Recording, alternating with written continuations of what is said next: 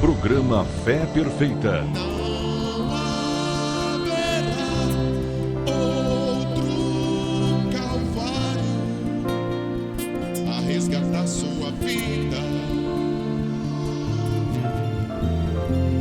Não haverá outra mensagem, não haverá outra Bíblia. Não haverá outro profeta a te mostrar a saída.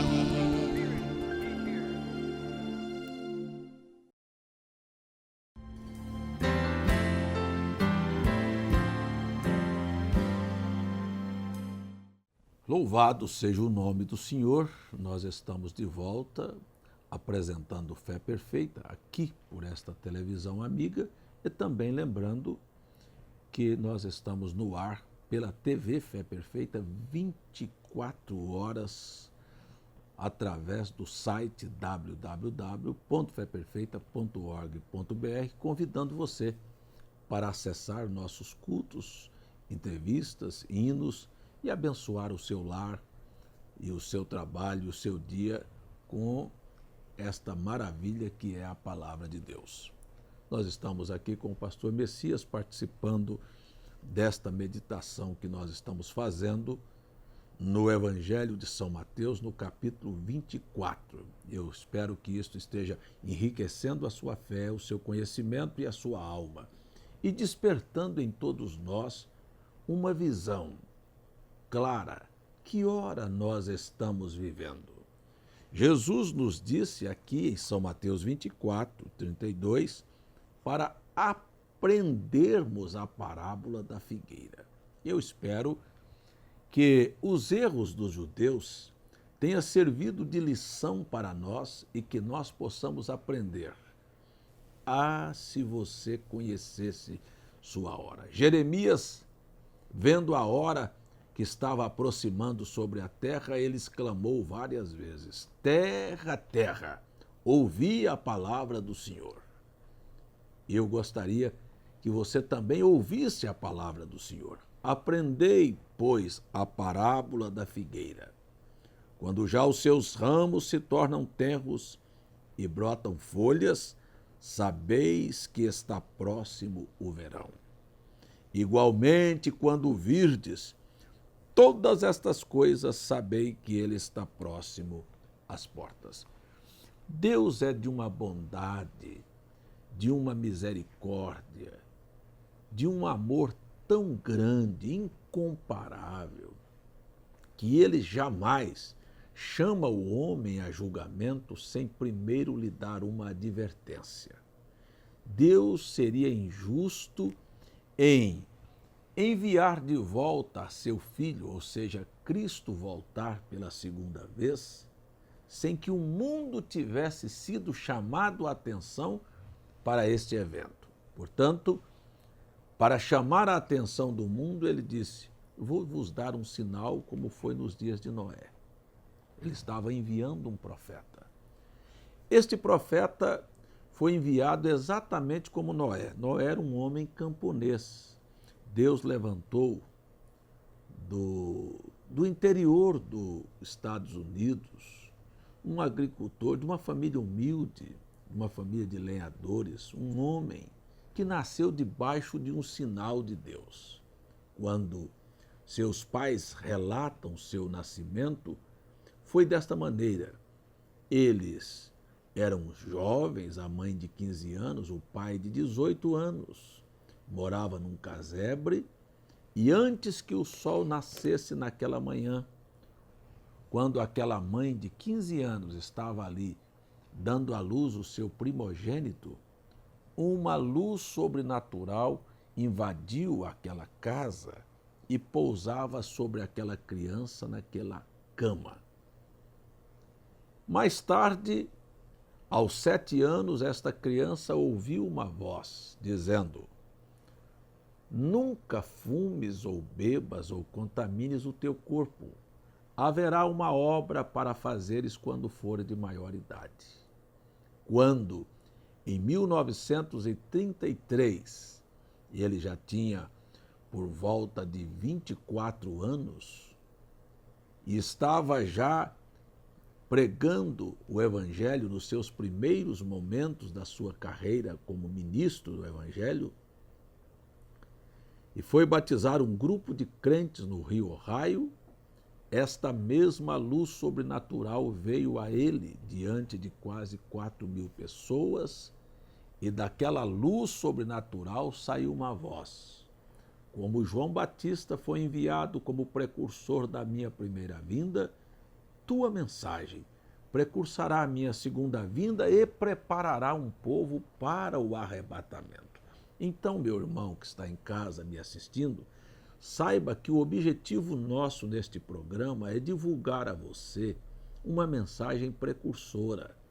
É dizer a você que Deus, em sua infinita misericórdia, não deixou que Jesus viesse a sua primeira vez sem ter um profeta, e não deixou que a segunda vez, a segunda vinda, fosse também súbita sem que viesse um profeta. Mas Satanás, sabendo deste processo e desta promessa de Deus, enviou muitos falsos profetas para que, quando o verdadeiro viesse, as pessoas não dessem crédito. Talvez este seja o mal, talvez este seja a proposta, talvez isto seja o que você já ouviu.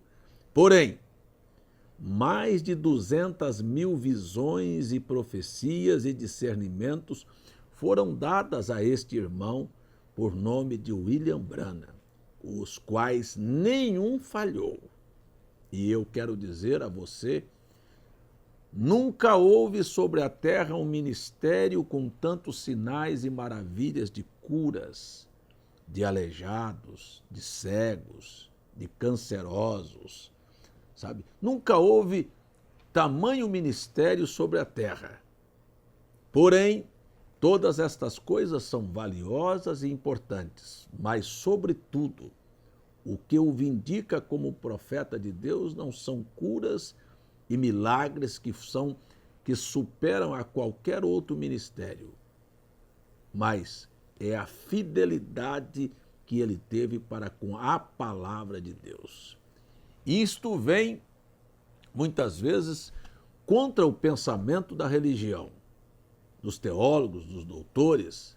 Isto veio contrariar os princípios e os valores em que muitas religiões estão estabelecidas. Mas a verdade nunca foi dogmas e credos ou um pensamento teológico. A verdade sempre foi e sempre será a palavra de Deus. Então, pregar esta mensagem, não é, pastor Messias, e falar sobre este mensageiro, a gente fala com convicção e com muita tristeza vê aqueles que criticam sem conhecer, não é verdade? Perfeitamente. Alguns criticam sem conhecer, isso acontece muito, mas o fato é que o momento que vivemos, quando você olha as religiões do dia, você sabe que elas tiveram um começo.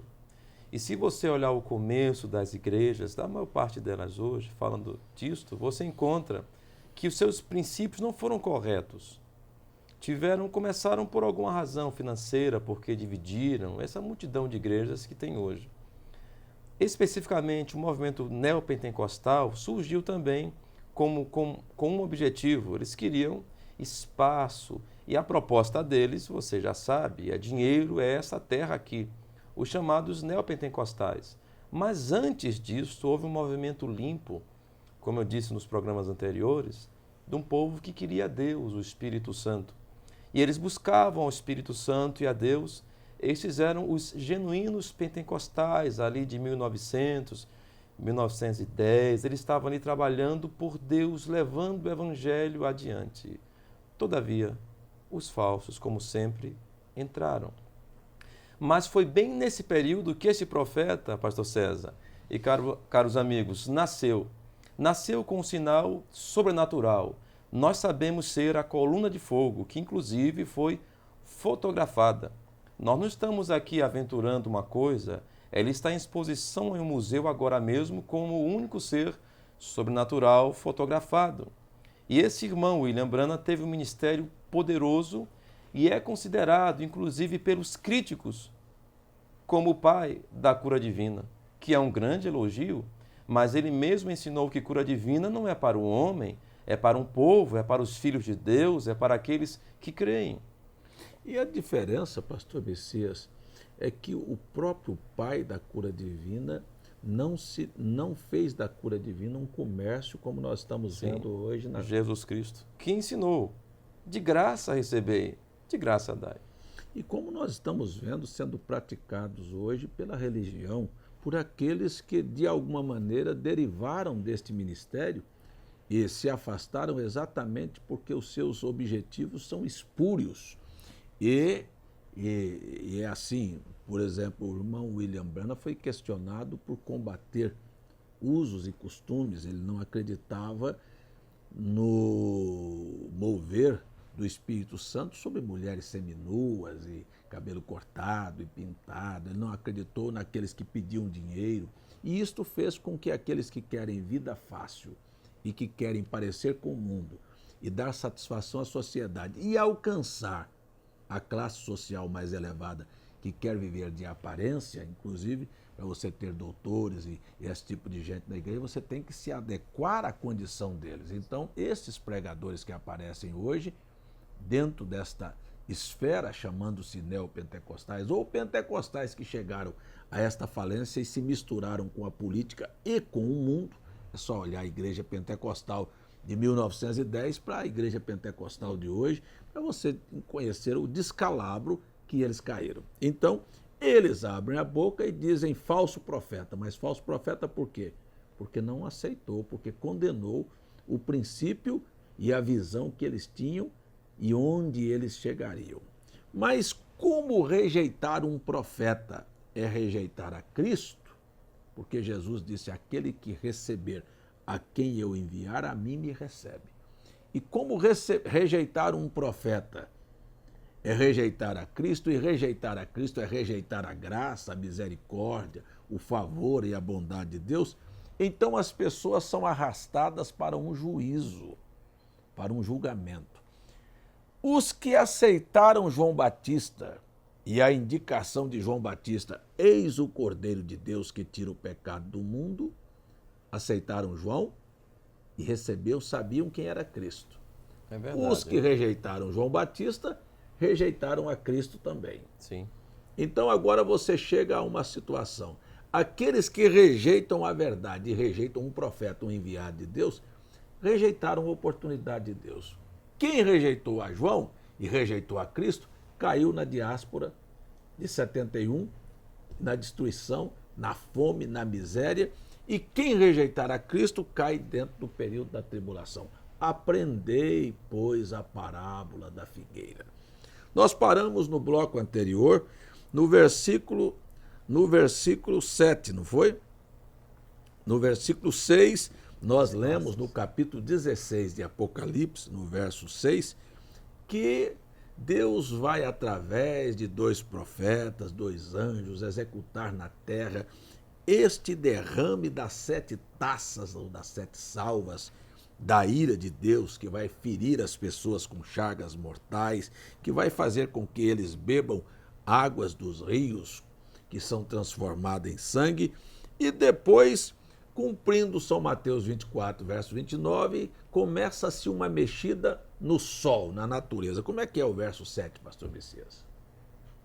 E ouvi outro do altar que dizia, na verdade, ó Senhor, Deus Todo-Poderoso, verdadeiros e justos são os teus juízos. E o 4º anjo derramou a sua taça sobre o sol, e foi-lhe permitido que abrasasse os homens com fogo. É interessante, pastor Messias, entender que a ciência, isto aqui tem muita gente esperando este sinal, que o sol vai escurecer para a segunda vinda de Cristo. A ciência vem e diz, olha, eles não podem dizer exatamente o que sabem, não é? Não. Porque se eles dissessem, eles trariam pânico sobre a sociedade. Mas, na verdade, eles começam já a proclamar, dizendo, na verdade, nós sabemos que, estudando, nós entendemos que o universo não sofrerá mais extensão e um crescimento como está sendo, de formação de estrelas, e que chega um dia em que o Sol vai se tornar uma massa e não vai dar sua luz. A Bíblia diz que o Sol escurecerá. E quando o Sol se tornar escuro e não der mais sua luz, então uma das duas coisas acontecerão. Ou ele sairá fora de órbita e a Terra congelará, então seríamos mortos congelados. O senhor acha que nós vamos morrer congelados? Não é isso que A Bíblia diz que os moradores da Terra vão morrer congelados? Não. Não, parece que aqui a Bíblia diz que a Terra vai ser queimada, não é? Queimada. E a outra hipótese dos cientistas, porque a ciência não quer se dobrar e dizer que a Bíblia é a verdade, então arranjam desculpa, mas a Bíblia diz, ela é a verdade. Nós não precisamos da ciência para crer na Bíblia. Não. Nós cremos na Bíblia independente da ciência. A ciência é que se dobre diante da veracidade da palavra de Deus. E aqui diz que a outra hipótese é que a terra ia fritar os seus moradores, ia aquecer. Mas aqui tem 2 profetas que vão mexer nessa terra, porque não havendo chuva por 3 anos e meio, parece que muita coisa vai mudar. Então parece que a gente tem 6 meses aí de estiagem, as barragens já baixam, energia elétrica vem, mas imagine os senhores 3 anos e meio. Como é que vão ser o sistema elétrico? Pânico. Como é que vão funcionar os computadores? Como é que vão funcionar os hospitais?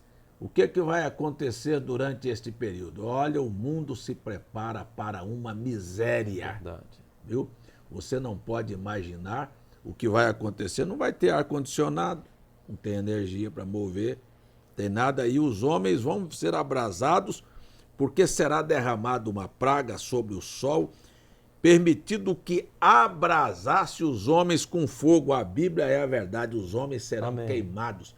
Pedro disse que viu o planeta como uma bola de fogo incandescente e os elementos da terra ardendo e se desfazendo. Parece que a Terra está preparando aqui, com este calor aqui, com esta intervenção aqui, para dar à luz a um novo mundo, né? Para a terceira vinda de Cristo. Não é assim, irmão? O que o senhor acha? É sim. Os materiais já estão aí para o novo mundo. Os homens, sem Deus, sem saber, estão cumprindo a palavra de Deus, porque agora mesmo estamos cumprindo profecia. Uns estão se preparando para a vinda de Cristo e outros estão ignorando, rejeitando os avisos. Mas o fato é que os homens que rejeitam estão cavando buracos ali, procurando petróleo, pegam aquele produto que é explosivo e põem então em postos de gasolina, criaram automóveis que são bombas ambulantes. Então, nós temos os quadros elétricos preparados, todo um contexto preparado para o fogo, para a destruição. E ainda sem falar nos vulcões que estão todos aí adormecidos, né? Esperando apenas, e as grandes ogivas nucleares, hein? Que estão todas aí preparadas, essas ogivas aí, prontas para explodir. Hein? Será que o homem conseguiu desfazer o átomo que ele evoluiu? Hein? Será que as bombas atômicas que os Estados Unidos e a Rússia produziram na época da Guerra Fria foi destruída ou estão só guardadas, armazenadas? Tudo isto o mundo está reservado como um tesouro para o fogo. E agora os homens foram abrasados com grandes calores e blasfemaram o nome de Deus, que tem poder sobre estas pragas, e não se arrependeram para lhe dar glórias. É assim. Muito bem. Verso 10, pastor Messias. E o 5º anjo derramou a sua taça sobre o trono da besta, e o seu reino se fez tenebroso, e eles mordiam as suas línguas de dor. Será que esse morder a sua língua de dor aqui, estas trevas e esta condição, quando se fala, irmão Messias, em interrupção na natureza, tudo na natureza trabalha com leis. Sim, senhor. As leis que fazem o sol nascer, o sol se pôr, faz a chuva vir, faz a estiagem, faz a neve. tudo são leis, não é? Na natureza tudo trabalha com leis. Quando essas leis são interrompidas, será que haverá alguma medicação que vai funcionar na Terra? Ou as pessoas gritarão de dor e pedirão a morte e nem a morte vai atendê-los? Como é que é? Sim, que estado. É isso mesmo. O homem tem brincado com as coisas que Deus fez corretas, tem mudado para os seus propósitos comerciais e encheu o corpo humano de substâncias que fazem mal ao corpo.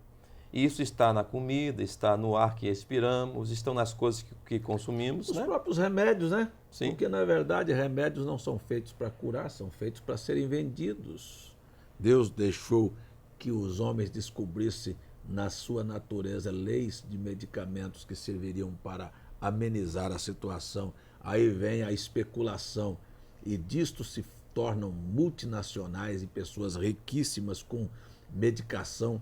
Mas aqui parece que vai haver uma quebradeira, porque eu acho que a grande tribulação é mais ou menos assim. O sistema econômico do mundo vai ter que falir na tribulação, porque você já pensou, tem aí o Banco do Brasil, vamos pressupor, um homem lá com milhões de títulos e de dinheiro lá, e aí dá um blackout e apaga a memória desses computadores todos aí, e não tem energia, e não funciona nada. O camarada rico no outro dia amanhece e diz: quanto eu tenho aqui se você não tem nada?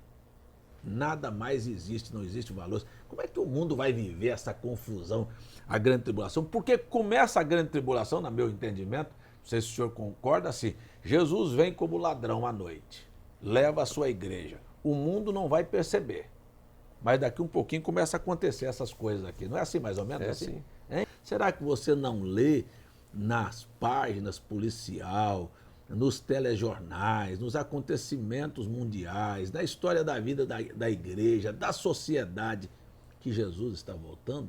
Será que você não consegue ver aqui na história que estamos tratando dos judeus, do que aconteceu a eles, o mesmo retrato que vai acontecer com a humanidade? Está na hora de você despertar, bichinho preguiça. Você, tartarugazinha, tão lenta, vamos, acorde, a hora é essa, nós estamos aqui atrás, é desta última alma que Cristo morreu por ela e que não vai deixar para trás. Agora, aqueles que já estão confiados vão viver do jeito que quiserem. Então, o quinto derramou a taça sobre a besta, o seu reino se fez tenebroso e eles mordiam suas línguas de dor. Mas cadê a morfina? Cadê os remédios? Cadê o reino das trevas? O reino da besta aqui não está falando especificamente de uma cidade, é do seu reino, é de onde a sua influência está aí. Eu quero ver esses malabaristas que dizem que vivem fazendo cura divina, por que não vão atuar aqui nessa hora, hein? Mas, por causa das dores, e eu vou dizer, viu, eu não gostaria de ser uma pulga no lombo desses pregadores que enrolaram as pessoas, irmão Messias. O que o senhor acha dessa situação? Jesus disse: na hora do juízo, hein? Não queirais ser mestre, porque sofrerão mais duro juízo. Tem mentido para o povo, e na hora que o mal vier, eles não vão ter solução nenhuma. Roubaram do povo, não é? Porque quando Jesus disse: a minha casa se transformou em covil de ladrões, não é só roubar o dinheiro, não, roubam do povo a oportunidade. Jesus disse: ficam na porta, não entram e não deixam quem quer entrar. Impedem as pessoas de conhecer e de viver o Evangelho e de se prepararem dizendo, sabe o que eles dizem? Sabe o que um desses pregadores disse ali no Recife? Disse assim: pregar a vinda de Cristo é pregar um terrorismo espiritual, é assustar as pessoas. O outro disse ali, um grande líder de uma religião, disse ali assim: olha, a vinda de Cristo é uma utopia, quer dizer, quanto mais o tempo passa, mais longe fica. Eles estão exatamente como disse o profeta Amós: por que quereis vós o dia do Senhor? Dia de trevas será e não de luz. É hora de acerto de contas. Mas eu tenho certeza que as pessoas que foram enganadas por esse sistema, pegarão esses líderes, enganador de alma, trapaceiro, você está pensando que a sua hora vai passar impune? Os judeus pagaram o preço. Você talvez não tenha aprendido a parábola da figueira. Os líderes da religião pagaram um preço altíssimo. E os líderes do povo também pagarão altíssimo preço. Nós estamos já nos minutos finais do programa e eu tenho aqui, apenas vou terminar isso aqui. Por causa de suas dores e das suas chagas, blasfemaram o Deus dos céus e não se arrependeu de seus pecados. Eu não tenho mais tempo para chegar aqui no final do programa já. Eu só quero dizer a você, meu amigo, há uma porta aberta. Deus está te chamando, Deus está te dando uma oportunidade. Faça uma reflexão e eu quero perguntar a você: você está preparado para enfrentar as misérias que este mundo sofrerá, na interrupção da natureza, na fome, na dor, nas pragas que haverão de tomar lugar na Terra, inclusive os monstros da pré-história, né? Sim.